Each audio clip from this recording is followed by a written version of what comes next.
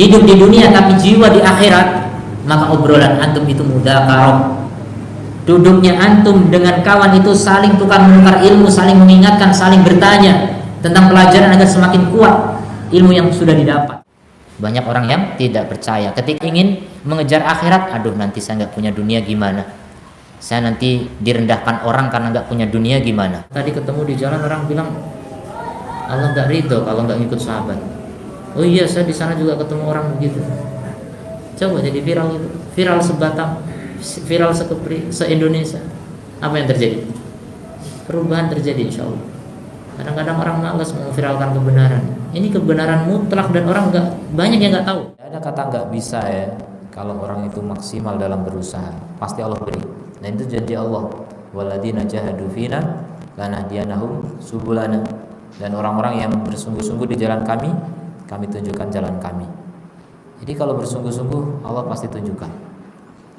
Kalau enggak ditunjukkan bukan enggak, belum. Tambah lagi, maksimalkan lagi, tambah lagi. Ustaz, mau nanya nih Ustaz.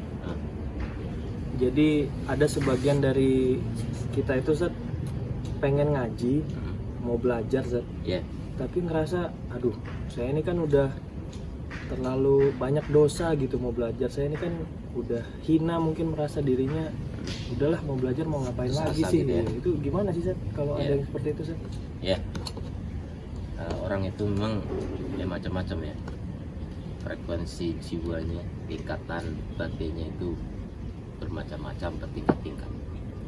Maka kalau kita mendapati diri kita senantiasa di frekuensi tinggi dalam beriman, bersyukurlah pada Allah agar Allah menambahkan nikmat-nikmat yang jauh lebih besar.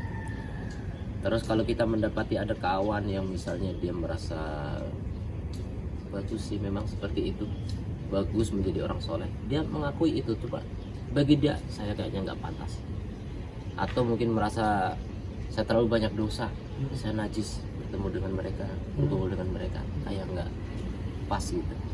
Maka dalam hal ini perlu kita catat ya, ada Nuqai menyebutkan dalam Wabil Sayyib pernyataan dari salaf bahwa ada salaf yang mengatakan innal abda layak malu adam atau dunub bahkan yadkhulu bil jannah. Ada seorang hamba yang dia melakukan dosa-dosa tapi masuk surga dengan sebab itu. Jadi nggak boleh kita putus asa, bisa saja masuk surga gara-gara dosa. Sebaliknya wa ya'malu sayyi'ah wa ya'malu hasanah yadkhulu bihil annar. Dia beramal kebaikan tapi malah masuk neraka. Kok bisa? Kenapa itu? Karena ini orang itu berbuat salah, bisa jadi apa? Dia menyesal, bisa jadi dia merasa rendah, merasa hina di hadapan Allah. Perasaan itu sudah menunjukkan bahwasanya dia itu hamba. Itulah hamba. Kalau orang berbuat baik sebaliknya, dia merasa suci, dia merasa mulia, dia merasa baik. Nah itu sudah levelnya di atas hamba jadinya ya, jadi nggak sesuai dengan jati dirinya bahkan ya, jadi melampaui hakikatnya. Maka yang seperti itu malah bisa menggugurkan amalnya. Ujub itu bisa membatalkan amal, dan ujub itu bisa menggagalkan orang masuk surga. Sangat berbahaya. Sedangkan kalau orang beramal soleh, ya orang yang berdosa, dia ada ingkisar, remuk dalam hatinya, merasa tidak berdaya di hadapan Allah Ta'ala. Dia merasa butuh dikasihani. Maka kalau masih ada harapan kepada Allah, Allah pasti akan memberikan ampunan kepadanya. Dalam hadis qudsi Allah mengatakan, ya Adam, wahai Adam, ma da'autani wa rajautani wa fatulaka maka minka wala ubali. Wahai anak Adam, selama kamu berdoa kepadaku, selama punya harapan kepadaku, maka aku ampuni kamu apa yang ada pada dirimu dari dosa, dan aku nggak peduli. Gitu kata Allah. Jadi kenapa kita harus putus asa? Kita punya Rabb yang maha pemurah, yang maha pengasih, yang kasih sayangnya lebih besar daripada kasih sayang ibu kita sendiri. Jadi mungkin ngapain harus putus asa? Motivasi buat kawan-kawan, kalau punya kawan begitu, ya udah, sampaikan saja bahwasanya ngaji itu indah. Sayang sekali momen masih muda kok meninggalkan pengajian. Ya, justru kesempatan emas ini tidak boleh disia-siakan.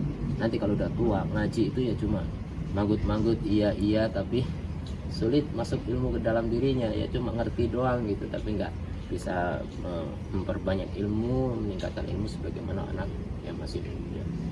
Jadi tidak ada kata pesimis buat belajar ya Ustaz? Iya, nggak ada, nggak boleh. Sebenarnya pesimis itu penyakitnya orang pecundang, memang orang yang nggak mau maju, orang yang nggak mau sukses. Kalau orang mau sukses tidak ada kata pesimis, tidak ada kata putus asa, karena Allah itu sangat luas rahmat, jadi lebih luas daripada yang kita bayangkan. Allah terlalu pemurah, sangat pemurah, maha pemurah. Jadi kalau kita nggak manfaatkan itu, kita sendiri yang rugi. Ada lagi. Jadi biar tadi kan pesimis, tiada kata untuk pesimis untuk belajar. Nah sekarang triknya biar optimisnya tuh terjaga. Optimis tuh gimana? Iya, itu bagus. Pertama, perbanyak doa. Tanda harapan, tanda orang berharap kan berdoa. Makanya tadi Allah bilang, mada'au tani warojal tani, selama kamu berdoa dan berharap. Jadi kalau orang berharap berdoa, kalau berdoa itu berharap gitu.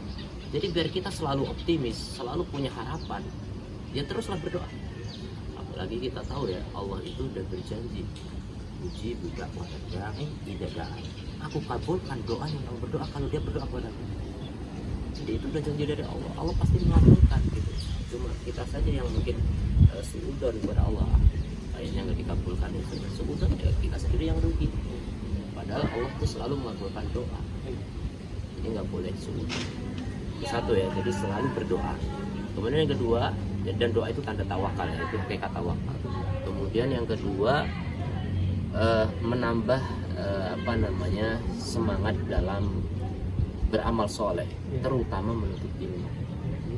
Jadi menuntut ilmu itu pembuka segala kebaikan. Kalau kita tahu ilmunya, kita akan tahu apa yang kita lakukan, sehingga langkah-langkah kita tepat sasaran gitu, tidak sia-sia, tidak terseok-seok dari jalan kita mulus. Kita mau menuju surga, lancar itu dengan ilmu. Tapi kalau orang nggak punya ilmu, bingung gitu kan, mau begini takut salah, mau begini ragu, jadi serba salah. Makanya belajar. Itu yang kedua. Yang ketiga, bergaulah dengan orang-orang yang optimis. Jangan ketemu orang, kamu bisa apa, kamu nggak mungkin, kamu gagal, kamu. Nah, ini kalau ketemunya orang-orang begitu, kita akan kerdil, akan selalu memiliki jiwa yang rendah. Bertemu dengan orang baik, yang kalau ketemu selalu motivasi, mendoakan, dan seterusnya. Ketemu orang soleh itu begitu, insya Allah. Ketemu penuntut ilmu juga yang semangatnya tinggi, kita akan tergugah semua. Jadi perbaiki teman pergaulan lah intinya ya. Jangan bergaul dengan setan dan bala tentaranya, atau bergaul hanya dengan mesin, atau bergaul hanya dengan gadget gitu. Hati-hati. Pergaulan ini sangat berpengaruh pada kehidupan.